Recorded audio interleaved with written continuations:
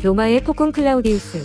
로마 제국의 제4대 황제. 기원전 10년 8월 1일 루구두눔에서 드루수스와 그의 아내 안토니아 사이에 아들이 태어났다. 이 아이의 이름은 티베리우스 클라우디우스 드루수스였다. 반세기가 지난 41년 클라우디우스가 황제로 추대되었다. 그는 칼리굴라 황제의 삼촌이자 티베리우스 황제의 조카였다. 클라우디우스는 어린 시절 아버지를 잃었고 항상 병마와 싸우며 자랐다. 클라우디우스 황제는 몸이 매우 약하고 머리가 나빴으며 정신에 문제가 있었다고 전해지기도 하나 정말로 그랬는지는 확실치 않다. 어머니 안토니아는 그를 일컬어 잘못 태어난 아이라고 불렀다.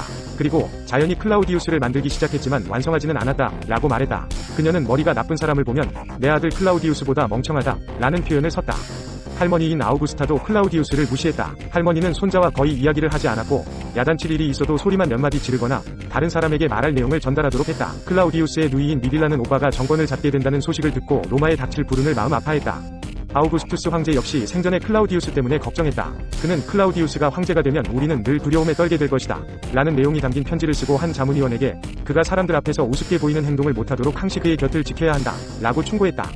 그는 어린 클라우디우스가 원형 경기장에 가면 대중의 눈에 띄지 않도록 황제의 좌석에 앉지 못하게 했다. 기원장에는 마치 가족이 아닌 것처럼 그를 세 번째 상속자 부류에 포함시켰다. 클라우디우스는 식사 시간에 지각이라도 하면 한참 동안이나 화려한 식탁 주위를 돌며 앉을 자리를 찾아야 했다.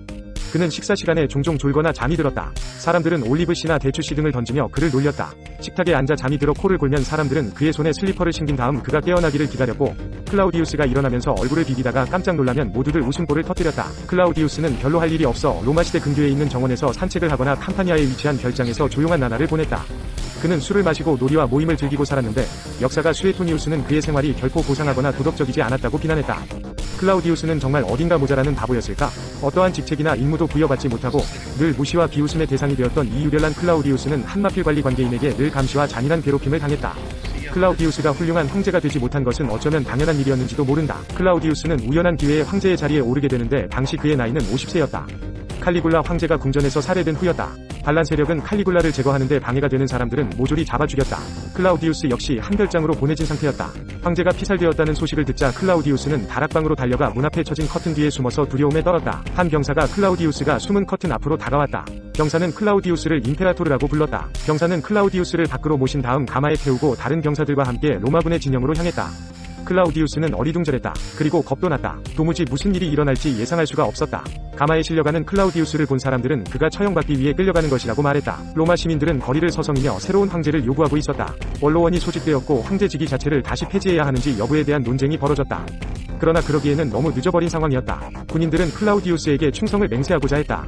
그리고 클라우디우스는 이를 허락했다. 그는 모든 군인에게 1인당 1만 5천 세스테르티우스를 지급하겠다고 약속했다. 그 이후 클라우디우스처럼 돈을 지급하지 않고서는 그 누구도 로마의 황제가 될 수 없었다.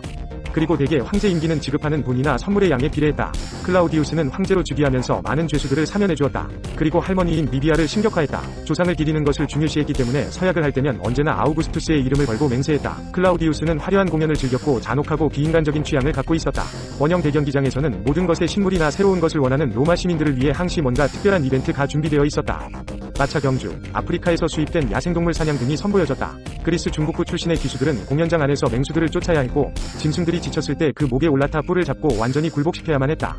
황제는 급하게 준비하여 완벽하지 못한 저녁 식사에 모든 시민들을 초대합니다. 라고 하면서 이 축소형 검투사 경기를 시작했다.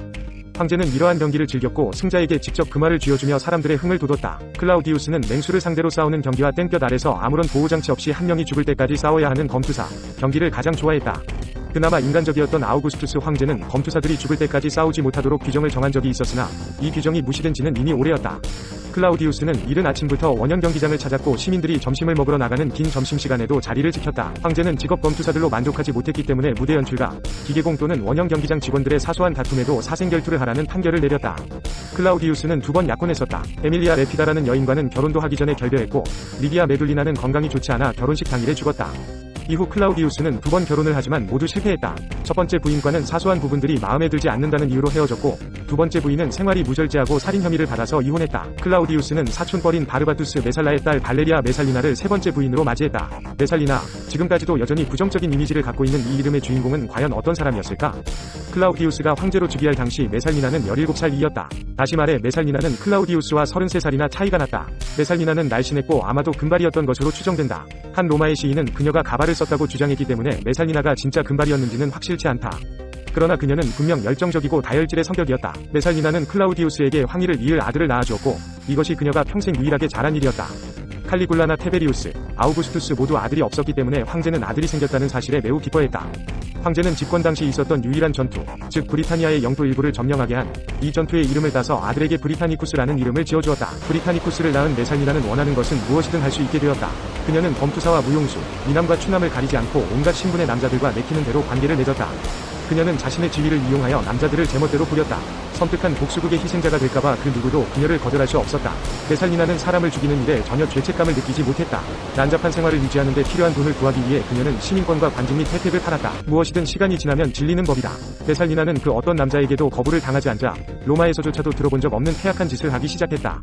메살리나는 로마의 가장 아름다운 소년인 가이우스 실리우스에게 호감을 느꼈다. 그녀는 실리우스의 결혼 생활을 망가뜨린 후 그를 자신의 애인으로 삼았다.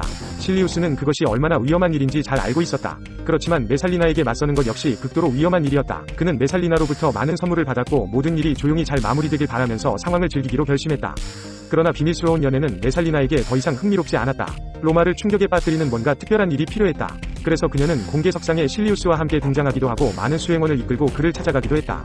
타키투스는 이렇게 보고한다. 메살리나의 행각은 극에 달했고 노예와 해방노예를 비롯한 궁전의 모든 사람들이 이미 그녀의 애인에게 황제권이 계승된 것처럼 대했다. 클라우디우스는 아내와 실리우스의 관계를 모르는 듯했다. 아니면 모르는 척했는지도 모른다. 어쨌든 메살리나와 실리우스의 행동은 더욱더 대담하고 뻔뻔스러워졌다. 실리우스는 더 이상 불안해하느니 차라리 일이 터지는 것이 나을지도 모른다는 생각을 했다. 게다가 그는 늙은 클라우디우스가 죽을 때까지 기다리고 싶지도 않았다. 그는 24살이 된 메살리나와 결혼하고 브리타니쿠스를 입양하기로 결심했다. 메살리나와 실리우스는 요란한 결혼식을 올렸다. 이중결혼을 한 메살리나는 클라우디우스가 자신과 이혼할 것이라 생각했다. 로마의 모든 사람들은 메살리나의 이중결혼에 대해 알았다. 그러나 황제는 아무런 조치도 취하지 않았다. 어쩌면 그 누구도 황제에게 황후의 이중결혼에 대해 이야기할 엄두를 내지 못해 타키투스의 주장대로 황제가 정말 아무것도 모르고 있었는지도 모른다. 클라우디우스 황제의 비서관이었던 나르키수스는 책략가일 뿐 아니라 능력 있는 행정관이기도 했다. 그는 메살리나가 국정에 간섭하는 것이 오래전부터 거슬렸다. 클라우디우스가 오스티아에 머무는 동안 나르키수스는 왕족 여인 2명을 설득하여 황제에게 메살리나에 대한 이야기를 하도록 했다. 칼푸르니아는 황제 앞에 엎드려 메살리나가 실리우스와 결혼식을 올렸습니다. 라고 소리쳤다. 다른 여인도 이 말이 사실이라고 거들었다. 칼푸르니아는 나르키수스에게 자문을 구하라고 권했다. 황제 폐하께서 이혼당한 남편이라는 사실을 모르십니까? 로마의 시민들, 원로원, 온 군대가 메살리나와 실리우스의 결혼 소식을 알고 있습니다. 빨리 어떤 조치를 취하지 않으시면 실리우스가 로마 전체를 차지하게 될 겁니다. 나르키수스는 경고했다. 가을이었다. 메살리나는 사치스러운 포도 수확 축제를 벌이고 있었다. 그녀는 그 어느 때보다 더 대범하고 부끄러움 없이 행동했다. 모피를 걸친 여자들은 바쿠스 신이 여사제인 양춤을 추었다. 메살리나 역시 모피를 입고 등장했으며 실리우스는 포도 넝쿨로 된 관을 쓰고 나타났다. 메살리나를 연모했던 발렌스라는 자가 나무에 올라가 이렇게 외쳤다. 오스티아에서 폭풍이 오고 있어요. 정말로 오스티아에서 클라우디우스가 오고 있었다. 그는 근위대를 이끌고 다가왔다. 총지휘는 나르키수스가 맡았다. 다만 클라우디우스는 복수를 하기 위해 달려오는 용감하고 대범한 모습이 아닌 목숨을 잃을까 두려움에 떠는 모습이었다. 그는 친구들에게 자신이 아직도 황제가 맞느냐고 물었다.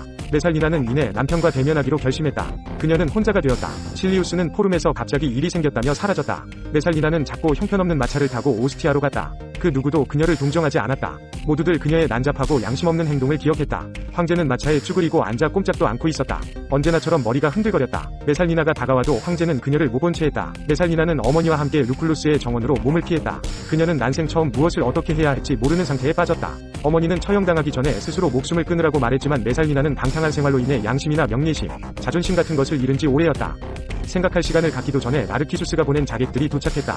메살리나는 떨면서 목에 칼을 들이댔으나 스스로 찌를 용기가 없었다. 그녀는 결국 한 사형 집행자의 칼에 맞아 죽었다. 클라우디우스는 식사 도중 메살리나가 죽었다는 소식을 들었다. 그녀가 스스로 목숨을 끊었는지 아니면 다른 사람에 의해 죽었는지는 황제에게 보고되지 않았다. 황제도 자세한 것을 묻지 않았다. 클라우디우스는 술잔을 가져오라고 하고 여느 때와 마찬가지로 술을 마셨다. 한참 술을 마시던 황제는 무엇인가가 갑자기 생각났다는 듯 이렇게 물었다. 황후는 왜 식사하러 오지 않나? 메살리나의 죽음 이후 당시 58세였던 황제는 군인들 앞에서 이렇게 설명했다. 나는 결혼 생활에는 늘 운이 없기 때문에 앞으로는 결혼을 하지 않을 것이다. 이 말을 지키지 못하면 나를 죽여도 좋다. 그러나 이 말을 내뱉고 얼마 지나지 않아 황제의 인생에는 새로운 여자가 등장했다. 이번에는 예전에 자신이 쫓아버렸던 파이티나가 다시 마음에 들었다. 황제는 칼리굴라의 전 부인이었던 롤리아 파울리나와도 관계가 있었지만 결국은 모든 것이 권세욕에 불타는 율리아 아그리피나의 뜻대로 되었다. 아그리피나는 클라우디우스의 형인 게르마니쿠스의 딸이었다. 이기적이고 교활한 33살이 아그리피나는 친척관계를 이용하여 황제와 가깝게 지내며 그를 온갖 애교와 교태로 사로잡았다. 아그리피나와의 관계가 근친상간이었기 때문에 클라우디우스는 원로원이 자신과 아그리피나를 국가의 안녕을 위해 강제로 결혼시키도록 손썼다. 결국 삼촌과 조카의 결혼도 법적으로 허용되었다. 로마는 완전히 변했다. 모든 것이 아그리피나의 마음대로 움직였다. 그녀는 경박한 메살리나처럼 국가를 상대로 가벼운 장난만 치는 것이 아니었다. 아그리피나는 강하고 남성적인 지도력을 지닌 여장부였다. 타키투스는 그의 대표작 연대기에서 이렇게 묘사했다. 아그리피나는 클라우디우스를 조종하는 진정한 로마의 지배자였다. 메살리나는 정치에 조금도 관심이 없었던 반면 아그리피나의 관심은 온통 정치에 집중되어 있었다. 아그리피나의 목적은 첫 번째 결혼에서 낳은 아들 네로를 황제로 만드는 것이었다. 그녀는 이 목적을 달성하기 위해 수단과 방법을 가리지 않았다. 아그리피나는 12살이 네로를 클라우디우스의 딸 옥타비아와 약혼시켰다. 네로는 클라우디우스 황제의 양아들이자 동시에 사위가 되었고 클라우디우스의 친아들 브리타니쿠스와 공동으로 황제 계승 서열 1순위에 올랐다. 브리타니쿠스는 점점 밀려나 두려움에 떨었다. 네로는 큰 인물이 되기 위한 준비를 해야 했다. 유명한 세네카가 그의 스승이 되었다. 결국 클라우디우스는 네로를 정식으로 입양하고 왕자 직위를 부여했다. 이로써 아그리피나의 목적은 거의 달성되었다. 그러나 중요한 것은 손안에 넣은 것을 지키는 일이다. 궁전 안 많은 사람들이 아그리피나의 속셈을 알고 있었기 때문에 일은 재빨리 진행되어야 했다. 아그리피나는 자신이 저지른 수많은 일 때문에 클라우디우스의 마음이 바뀔지도 모른다는 사실을 잘 알고 있었다. 그녀는 어느 날 클라우디우스가 좋아하는 버섯 요리를 준비했다. 물론 독약이 든 요리였다. 문란하고 무질서한 로마 시대에 굉장히 바빴던 그 유명한 독약 전문가 로쿠스타가 아그리피나를 도왔다. 클라우디우스는 버섯 요리를 먹은 후 말을 못하게 되었고 밤새 심한 통증에 시달리다가 아침에 시체로 발견되었다고 한다. 다른 기록에는 클라우디우스가 버섯 요리를 먹고 이를 토해내자 아그리피나가 다시 강장제에다 독을 넣어 그에게 주었다는 내용이 있다. 아그리피나는 궁전의 모든 문에 감시원을 세워 누구도 출입하지 못하게 했다. 그녀는 브리타니쿠스가 햄릿처럼 아버지가 살해되었다는 의혹을 갖지 못하도록 그를 꼭 껴안고 슬픔을 못 이기는 척 놓아주지 않았다. 서기 54년 10월 13일 황궁의 문이 열렸다. 17살이 네로가 등장했다. 군인들은 환호했다. 로마의 거리에서는 노파 여럿이 모여 클라우디우스가 마지막 재판을 할 때 이제 시간이 다 되었다고 말한 것을 들은 사람이 있다는 이야기를 나눴다. 황제가 죽기 전 혜성이 나타났고 클라우디우스 부친의 묘기에 번개가 내리쳤다는 소문도 떠돌았다.